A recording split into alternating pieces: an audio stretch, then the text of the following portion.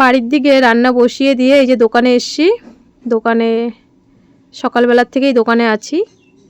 বাবা মাল এনে বলল একটু মাছ আনবে বাড়ির জন্যে, মানে আমাদের খাওয়ার জন্যে মাছ আনবে। তো দেখা যাক, গেছে অনেকক্ষণ হয়েছে।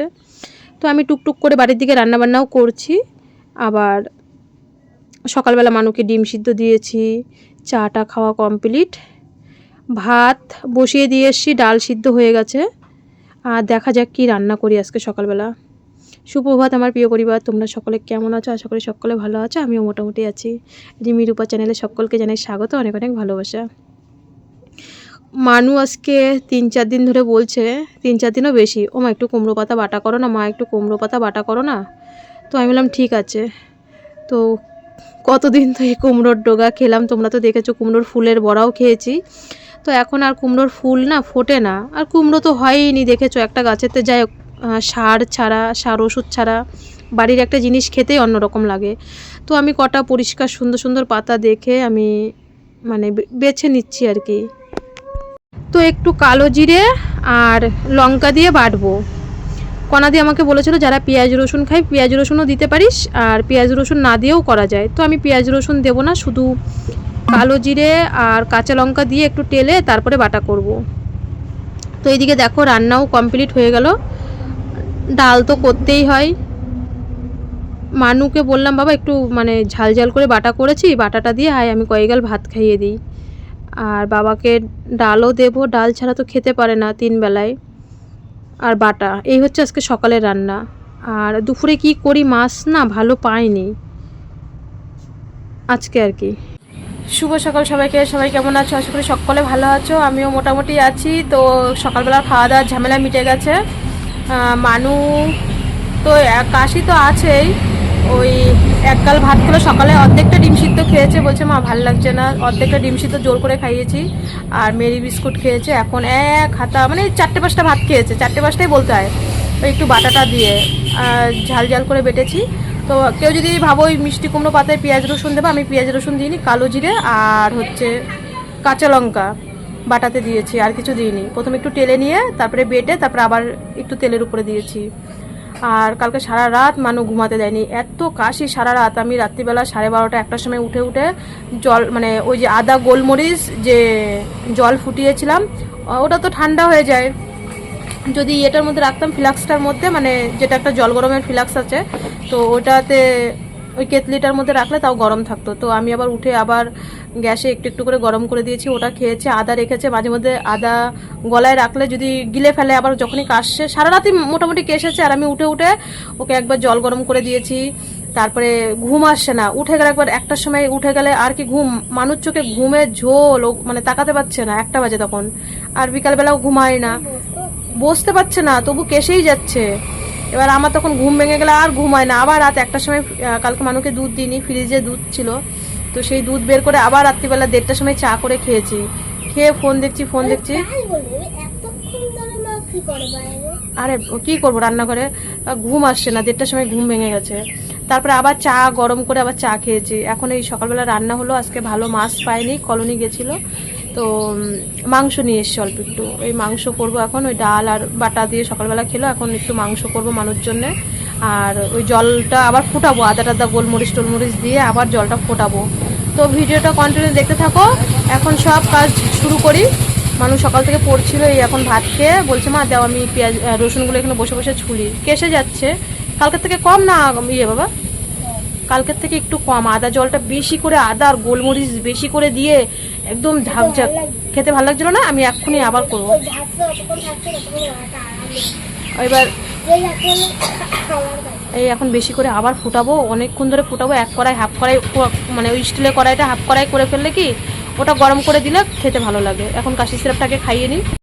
আমার নাইটিগুলো না সকালবেলায় সার্ফ দিয়ে রেখে দিয়েছিলাম, কারণ এখন গরমের দিন না একটু বেশি নাইটি লাগে। আর আমি একটু মোটা মোটা নাইটি পরি। কালকে একটা দিদিভাই কমেন্ট করেছে তুমি এত মোটা কাপড়ের নাইটি পরো কেন? কারণ দেখো ভিডিও করি তো, একটু মোটা কাপড়ের নাইটি না হলে না ক্যামেরায় দেখতে ভালো লাগবে না, পরে তোমরাই বলবে আর কি। তো যাই হোক, এর জন্যই কিন্তু যেহেতু সবসময় আমাদের ক্যামেরার সামনে আসতে হয় বা আমার দোকানেও যেতে হয়, আমি এর জন্য একটু কিন্তু মোটা কাপড়ের নাইটি কিনি। গরম তো অবশ্যই লাগে, সুতির যে পাতলা নরম কাপড় পরে দোকানে যাওয়াটা, যতই হোক গায়ে ওড়না থাকে, একটা সময় তো খুবই শাড়ি পরতাম, কোনো দিন নাইটি টাইটি পরতাম না। তো এখন ভিডিও ক্যামেরার কারণে, কারণ শাড়ি পরে না অতটা ভিডিও করা যায় না, মানে ডেলি দেখানো যায় না। শর্ট রিলস ঠিক আছে, কিন্তু ভিডিও করা, এই যে এই দিক দিয়ে কাপড় হয়তো খুলে যাবে, ওই দিক দিয়ে খুলে যাবে, ভিডিও কাটতে কাটতে না তখন সব ভিডিওই পুরো কাটা পড়ে যায়। তো এই কারণেই কিন্তু আমি একটু মোটা কাপড়ের নাইটি, আর যে যা দেয় সেটাই বেশি পরি, নিজে তো আর কিনি না। নিজে কিনলে না একটু মন মতন কালার বা নরম সরম সময়তে তোমরা দেখো আমার শ্বশুরও এনে দেয়, আর তোমরা যে যা পারো দেও, আমি সেইগুলোই পরি। এই যে সেই লাইটার দিয়ে গ্যাস ধরাচ্ছি, তাই তোমাদের দেখাচ্ছি। তো আমাদের আজকে একটু মাংস এনেছে, ভালো মাছ পাইনি, তো সেই মাংসটাই রান্না করব, আর ডাল আছে। আর আমি সকালে ভাত খাইনি, আমার জন্য কুমড়ো পাতা বাটাটাও আছে, তো আমার ওই বাটাটাই বেশি ভালো লেগেছে। তো মাংস না একদমই 100 টাকার মাংস এনেছে, 2 বেলা হয়ও না ঠিক মতন। তো যাই হোক, মানুষ হলেই হবে। আর মানুষ আজকে মনের সুখে বসে বসে দেখো আলু আমাকে কেটে দিয়েছে, অনেকটা আলু হয়ে গেছে মাংসর তুলনায়। তো এবার মাংসটা রান্না করে নিই। আজকের ভিডিওটা পুরো আমি অন্যরকমই করছি, তোমাদের সাথে একটা কথা শেয়ার করব। তো কারণ অনেক দিন ধরেই ভাবছি কথাগুলো বলবো, কিন্তু বলা হচ্ছে না। মানুর বাপি চলেও গেল বাড়ি এসে। তো দেখো আমি আলুটা লাল লাল করে ভেজে নিয়ে দেব জিরে আর একটা শুকনো লঙ্কা, সম্বার। আর আমি মাংসটা একটু অন্যরকম রান্না করি, সবাই দেখো একই রকম করে না, কিন্তু অনেকে আমার মতনও রান্না করে। আমি অনেক সময় না মাংস ভেজে নিই, কিন্তু ওই পাশের গ্যাসটা যেহেতু খারাপ হয়ে গেছে, এখন আর মাংসটা ভাজা হয় না। বেশি মাংস থাকলে আমি ভেজে নিই, আর যেহেতু অল্প একটু মাংস, 100 টাকার মাংস, তো ওই 500 মতন, যদিও এখন 200 টাকা কিলো হয়ে গেছে মাংস। তো অল্প একটু মাংস আমি এই পেঁয়াজটা ভেজে তারপরে রসুনটা ভেজে নিই, তাহলে পেঁয়াজ রসুনের গন্ধটা না, মানে একবারে সব বেটে দিলে কিন্তু কেমন একটা ভস্কা গন্ধ আসে। এর জন্য আমি পেঁয়াজটা রসুনটা একটু ভেজে তারপরে মশলাগুলো দিই। মশলাগুলো যখন একটু তেল তেল হয়ে আসে, অল্প তেলই কিন্তু দিয়েছি দেখো, তাও মানে আর কি তেল তেল মনে হচ্ছে। যখন মশলাগুলো ভাজা হয়ে যায় তখন মাংস দিই। তো বন্ধুরা, আমাদের রান্নাবান্না হয়ে গেছে। তোমাদের সাথে আজকে একটা ভিডিও শেয়ার করব, কারণ তোমরা, আমি মানে এবার ভেলুরে যাওয়ার আগে দেখেছো ঘোষপাড়ায় যে আমরা বাড়িটা বানিয়েছিলাম, ওটা বিক্রি হয়ে গেছে। তো আমাকে অনেকেই জিজ্ঞাসা করেছে, তো কাকদ্বীপের কাকিমাও আগের দিন ফোন করে জিজ্ঞাসা করছিল যে রূপা, রাজীব বাড়ি আসলো পরে এই জায়গাটার ব্যাপারে কি হলো না হলো। তো তোমাদের সাথে, তোমরা হচ্ছে আমার সুখে দুঃখের সাথী, মানে আমার বিএমটির থেকে তোমরা আমার পাশে, আমার কষ্টও দেখেছো, সুখ দুঃখ সবটাই ভাগ করি তোমাদের সাথে, সবটাই তোমাদের বলাটা ঠিক। তো আমি যেই জায়গাটায় বিক্রি করেছি, ওই দেখো এই যে খুঁটিটা দেখছো, এই খুঁটির থেকে ওই যে চকিতে বসে সবজি টবজি কাটি, ওই চকি অবধি হচ্ছে আমার শ্বশুর বাবার নামের জায়গা, আমাদের না, সেটা তো আমি সবসময় স্বীকার করি। আর এই খুঁটিটা দেখছো, এই যে খুঁটিটা, এই খুঁটিটার এই যে এই ওই কোনায় 1 বিঘ জায়গা, মানে যেই দাদার কাছে আমরা জায়গাটা বিক্রি করেছি কলোনি, সেই দাদার নামে আর কি, মানে আমাদের ঘরটা 1 বিঘ, এই কোনাটা শুধু, আর ওই দিক দিয়ে সব ঠিক আছে, এই কোনাটা। তো আর ওই যে দেখছো ওই ঘরের ওই খুঁটি অবধি মানে তোমাদের রাজীব ভাইয়ের নামে জায়গাটা ছিল। তো আমাদের এই ঘরের এই কোনাটাই 1 বিঘ হচ্ছে ওই লোকের নামে, মানে ওনার জায়গার মধ্যে পড়েছে। এই পুরো ঘরের ভিতরে ওই হচ্ছে একটা কোনাই। তো তোমরা দেখেছো, আমি বলছি বারান্দায় গিয়ে কথাটা। তো ঘরটা আমাদের, তোমরা জানো মোটামুটি আমাদের এপ্রিল মাসে মানুর ভ্যাকসিন হয়ে গেছে, সবটাই জানো। ধরো আমি স্ট্যান্ডটা ঠিক করে নিই, বলছি। তো আমাদের এপ্রিল মাসে ঘরটা ছেড়ে দেওয়ার কথা ছিল। তোমাদের আগের বার এপ্রিলে মানুর বাপি যখন বাড়ি আসলো, তখন দেখেছো ঝামেলা টামেলা হয়েছিল, মানে জায়গা টাগা নিয়ে। ওই লোক বলছে যে আমি আর কয় বছর দেবো। তো অনেকে সেই সময় কমেন্টও করেছিল যে, উনি একজন স্কুল মাস্টার মশাই, তো কমেন্ট করেছিল, সেই কমেন্টের আমি রিপ্লাই দিইনি, 1 বছর হয়ে গেছে। আমি নেগেটিভ কমেন্ট নিয়ে এমনি কম ভিডিও করি।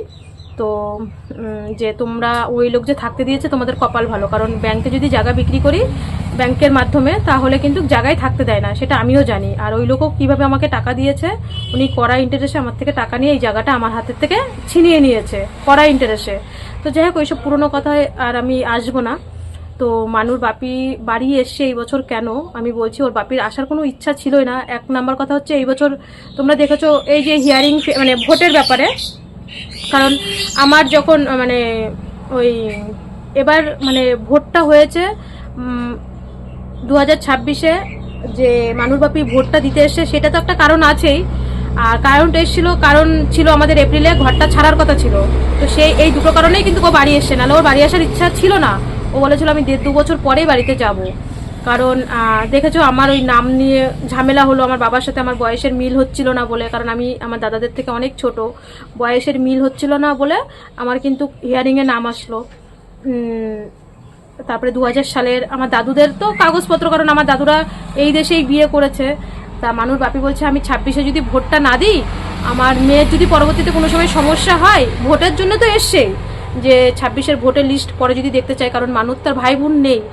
আমাদের মা বাবাদের সবটাই ওর কাগজপত্র পাকাপোক্ত তো মা বাবাই করবে। আজকালকার দিনে ভাই বোন থাকতেও মানুষের ভাই বোন দেখে না।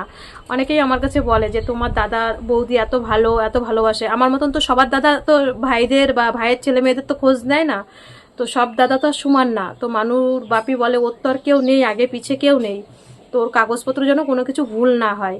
তো এই কারণে ওর বাপা মানে ওর বাপি আর কি ভোটটা দিতে এসেছিল। আর এই জায়গাটা নিয়ে আমরা যেদিনকে বাড়ি এসেছি, দেখো মানুর বাপি বাড়ি আসার পরে অনেক কিছু হয়েছে, আমি কিন্তু কিচ্ছু শেয়ার করিনি। সত্যি সত্যি আমাদের মধ্যে মারপিট গন্ডগোল সব হয়েছে, কিন্তু আমি কোনো রকম ভিডিও শেয়ার করিনি। কিছু না বললেই তাই বলে কি যে স্বামীর নামে বদনাম করছে। তো মানুর বাপি আসার পরে কি আমাদের মধ্যে মারপিট হয়নি? মারপিট গন্ডগোল সব হয়েছে। তো আমরা যেদিনকে ভেলুরের থেকে বাড়ি আসলাম, ওই দিনকে মানুর বাপি ওই মানে জাগালা ওই দাদার সাথে দেখা করলো। দেখা করার পরে 3 দিন বসেছিল আর কি। তো বলেছিল যে আমার মেয়ের ভ্যাকসিন হয়ে গেলে আমি ঘরটা ছেড়ে দেবো, এরকম একটা কথা ছিল। তা বলেছে, তারপরে মানুর বাপি বসলো, মানে লোকজন যাই হোক যারা ছিল, নাম ওইসব তো ভিডিও করা যায় না।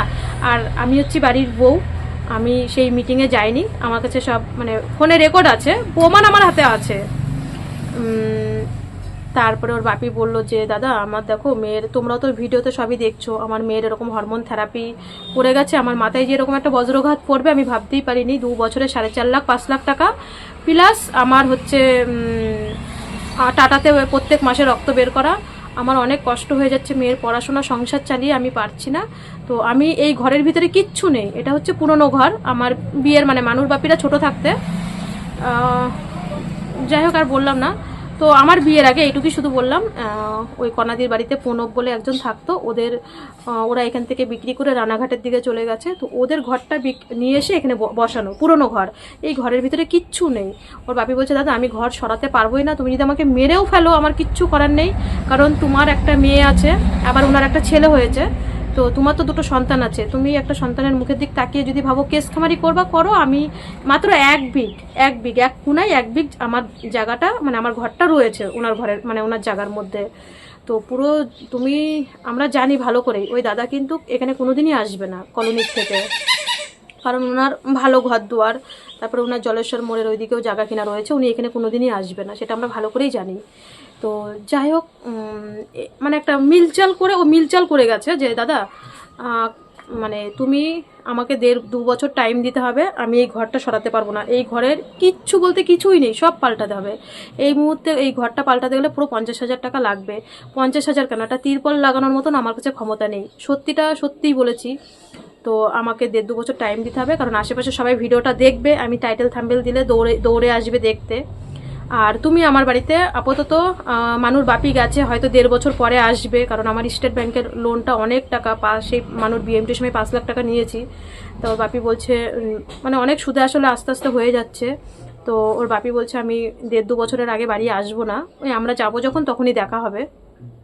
তো যাই হোক, আমি তো একবার বলেছি ওর বোর্ডের পরীক্ষার সময় একটু আসার চেষ্টা করো, যদি পারলো নাহলেও আর আসবে না। তো যাই হোক, এইভাবে কথা হয়ে রয়েছে একটা মিলমিশে, কারণ মানুর বাপিকে সবাই বুঝিয়েছে, তোমরা আমার ভালোবাসার লোক, তোমরাও মানে আমার কিছু ভিউয়ার্সরাও বুঝিয়েছে বাড়ি ছেড়ে যাবা না। আর ওর মালিক আমাদের ওই বাড়ির থেকে, আমার বড়দা বাবা সবাই কিন্তু আমার বাড়িতে যাই হয়ে যাক, কোনোদিন আমার বাবার বাড়ির লোক না আসবে না, এটা আমার মন থেকে একদম। কি বলতো, আমি যতক্ষণ না ওদের পারমিশন দেবো, এই যে আমার উপরে আমাদের বাড়ি বেচা কিনা অনেক ঝড় ঝাপটা গেছে, তারপরে আমাকে মারা ধরা, আমার মেয়ের থ্যালাসিমা হওয়ার জন্যে কোনোদিন না আমাদের বাড়ির থেকে প্রতিবাদ করতে আসেনি। আমি যতক্ষণ পারমিশন না দেবো আমার বাবার বাড়ির লোকজন এখানে এসে আমার মানে এর যে ভাই বা ভাই বউ বা ভাই দাদা কাউরেই কিন্তু মানে একটা কটু কথা বলার মতন আমার মা বাবার ক্ষমতা নেই, আমি যতক্ষণ পারমিশন না দেবো। আর আসবেও না, ওদের মানবতাই অন্যরকম, সবার মা বাবার তার মানবতা অন্যরকম হয় না যে মেয়ের সংসারে এসে নাক গলাবে। তো যাই হোক, আমার শ্বশুরের এইসবের ধারে না, মানে আর কি এই যে বসা হয়েছে একটা মিটিং বা একটা মিটমাটের মধ্যে। তো মিটমাট হয়েছে এটাই লাস্টে যে আমাদেরকে টাইম দিয়েছে, 1.5-2 বছর টাইম দিয়েছে মানুষ। এটা তো আমি মিথ্যা বলছি না, তোমরা তোমাকে দেখছোই হরমোন ট্রিটমেন্টটা যে মাথার উপর একটা বজ্রঘাত পড়ে গেল। তো এই হচ্ছে কথা। ওকে অনেকে বুঝিয়েছে যে বাড়ি ছেড়ে যাস না, তুই অন্য জায়গায় যাবি বাড়ি ছেড়ে, তোর মেয়ের এরকম 2 বছর ট্রিটমেন্ট হবে, বড়রা বুঝিয়েছে। তো অনেক কিছু হয়েছে বাড়ি আসার পরে, কিন্তু আমি কিছুই তোমাদের সোশ্যাল মিডিয়ায় করিনি, শুধু এইটুকুই বললাম। কিন্তু দেখো আমার যেটুক মানে আমার না, আমার শ্বশুর বাবার যেটুক হাফকাটা জায়গা আছে আমি তার মধ্যেই নোংরা ফেলি, কিন্তু আমি কারোর জায়গায় নোংরা ফেলতে যাই না। আর সব ওখানে মানে যা মিটিং হয়েছে, যা কথাবার্তা হয়েছে আমার ফোনে সব রেকর্ড আছে, সব রেকর্ড আমি ফোনে করে নিয়ে এসেছি। কারণ আমি তো বাড়ির বউরা মাতব্বরি করাটা মানে ভালো লাগে না, বা মিটিংয়ে ফিটিংয়ে যাওয়াটাও ভালো লাগে না। ওর বাপিই গেছে, সব কিছু ওর বাপিই হ্যান্ডেল করেছে। আর আমি কিছুতেই যাইনি, শুধু ফোনে রেকর্ড আছে। মানে আমার পিছনে যে কি পরিমাণে মানে এখানে লোক যে আমার পিছনে লেগেছে, ওই লোক সব স্বীকার করেছে। আজ পর্যন্ত ওই জায়গা বিক্রি করে আমি ওই পাশে যত ফলাই আমি কোনোদিন একটা মুখে দিইনি। বলেছে তোমরা কেন খাও না গাছের লেবু? আমি কি লাখ লাখ টাকা দিয়ে মেয়ের ট্রিটমেন্ট করতে পারি, আর ওই লেবু কিনে মেয়েরে খাওয়ানোর মতন ক্ষমতা নেই? আমার ভিউয়ার্সরা জানে। তো আমার যেটুক জায়গা আছে না আমি সেইটুকের মধ্যেই গুছিয়ে রাখি। কারণ এই জায়গাটার উপরে যা অত্যাচার হয়, আমি একটা মানে বাচ্চা নিয়ে থাকি, কেউ ভাবে না। আমার মোবাইলে অন্তত ফটো তোলা আছে, প্রমাণ তো আছে। হাই বিড়াল! ওই এরকম মাছের আসতে ওই দাদা তো ওই কলোনির ওই যেই লোক জায়গা কিনেছে ওই লোক কলোনির থেকে এই হাসপুর গ্রামে এসে তার নোংরা ফেলতে আসে না, এরকম দলা দলা মাছের আসতে এইখানে তো থাকি, এই কোনাটায় আমি একটা বাচ্চা নিয়ে থাকি। এত বড় বড় আসতে মানে এত এত মাছের প্যাটা ফ্যাটা এখানে ফেলে, সব আমার মোবাইলে ফটো তোলা আছে। ঘর উঠান ঝাড় দিয়ে মুড়ো ঝাঁটাগুলো এখানে ফেলে, আমি তো থাকি। জায়গাটা বিক্রি করার পরে আমি এত অত্যাচার মানে সহ্য করি, সবার অত্যাচার সহ্য করি, তাও কিছু বলি না। ওর বাপি বলে কিছু করার নেই, কিছু করতে পারবো না, কিন্তু মানুষের মানবতা নেই। আর আমার যেটুক জায়গা আছে হাফ কাটা, আমার গর্ব সয়ে বলি, কারোর জায়গায় একটা কিছু ফেলি না। আমার নিজের ওখানে গর্ত করে রাস্তায় পাশে আমার ওই জায়গায় আমি ওখানেই ফেলি। এইটাই হচ্ছে কথা। সবাই করুক, উপরে ভগবান আছে, যে যতটা অত্যাচার করবে। বলে না কর্ম করে যাও, ফলের চিন্তা করতে হবে না। তো কর্ম আমরা করে যাই, যদি কোনোদিন ভগবান মুখ তুলে তাকায় দেখা যাবে মানুষ বড় হয়ে পরবর্তীতে কিছু করতে পারলে পারবে, না হলে এইভাবেই যাব। তো এটাই হচ্ছে লাস্টে একটা মিউচুয়াল মানে আমাদের মিলমিশে এসেছে। দাদারে বলেছি তুমি যদি কেস করো করো, তাতে কোনো ব্যাপার নেই, কেস করো, আমার কাছে সব ডকুমেন্টস আছে। মানে আমি এই 1.5 বছরে মানুষ বিএমটি হয়েছে 18 মাসে আমি কত লাখ টাকা খরচা করেছি, আমার কাছে টোটাল বিল আছে 42 লাখ টাকার মানে খরচা করার পরেও এই 1.5 বছরে তুমি যা খুশি তাই করতে পারো। আমাকে 1.5 বছর টাইম দিতে হবে, অন্তত 1.5 বছর টাইম দিতে হবে। এই ঘর আমি সরাবো না, তো তুমি এই জায়গায় কোনোদিনই আসবে না, আমি জানি এই জায়গাটা এইভাবেই পড়ে থাকবে সারা জীবন। কিন্তু তুমি আমাকে মাঝে মধ্যে কি হুমকি দাও, আর আমার বাড়িতে গিয়ে আমার বউ বা আমার বাবা আমার বাচ্চা থাকবে, তুমি কোনো হুমকি দিতে পারবে না বাড়িতে গিয়ে 1.5 বছর। আর ওইসবে তো আসলামই না, পুরোনো কথাই তো আসলামই না। উনি আমাকে কি, আমি অবশ্যই ভিডিও পরে করবো, এখন না, বলে না ক্রমশ প্রকাশ্য মানে এমনভাবে এই ওই লোকের মাথায় মধ্যে এমনভাবে বলেছে এই জায়গা কোনোদিন যেন এই মানে যার জায়গা তারে যেন কোনোদিন মানে বিক্রি না করে, সব আছে বলে দিয়েছে যে তুমি মানে কে কি কাজ করে, কে কি বলেছে না বলেছে সব দাদা ওই দাদা বলেছে। যে আমরা বুঝতে পারছি এখন যে তোমার পিছনে কেমনভাবে এখানে শত্রু লেগে থাকে, সব আমার মোবাইলে রেকর্ড আছে, আমি একটা কথাও মিথ্যা কথা করছি না। কিন্তু সব বললাম না ক্রমশ প্রকাশ্য আসবে, ওই বসে থাকতেই চুপচাপ ধীরে ধীরে দেখতে হয়। তো যাই হোক, এই হচ্ছে এই জায়গার ব্যাপারটা। মানে মিটমাট হয়ে গেছে, মানে মিটমাট বলতে যে ওই আমাদেরকে থাকতে দিয়েছে আপাতত। কেউ কি চায় বলো কারোর জায়গায় থাকতে? একটুখানি জায়গার মধ্যে কেউ থাকতে চায়? পুরো বাড়িটাই তো আমার জায়গায়, মানে আমার শ্বশুরের জায়গা, শ্বশুরের মানেই তার ছেলে বৌমার অধিকার।